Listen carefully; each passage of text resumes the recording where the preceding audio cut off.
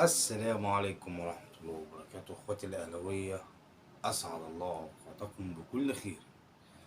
يسعدني ويفرحني أن أكون معاكم في حلقة جديدة، حلقة طالع أقول فيها كلمتين وبس. عارفين برنامج فؤاد المهندس بتاع زمان؟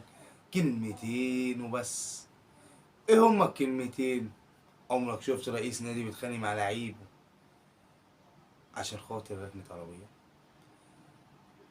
كلمتين وبس، بقولها لكم تاني، زي فؤاد المهندس رحمة الله عليه. أنا داخل بعربيتي، لقيت واحد راكب وأقوم راجع راكب في مكان تاني. أنت مثلا ساكن في عمارة، ساكن أيا كان، من باب الذوق اللي أنت لقيت حد راكب فبتمشي وتركب في مكان بعديه أو لكن نادي أنت داخله، كنت رئيس نادي، عضو، عامل، أيا كان، تخش نادي وتلاقي واحد راكب مكانك، لا ده حرام بقى. حرام. ازاي؟ يا عم حرام، في شرع الراجل ده حرام.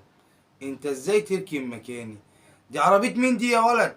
قال له دي عربية افغاني يا فندم. قال له ناديه. ايه يا عم؟ ليه؟ هو النادي ده بتاعك انت؟ هو النادي ده مكتوب باسمك انت؟ هو النادي ده انت اشتريته بفلوسك؟ اللعيبة دي انت اشتريتها بفلوسك؟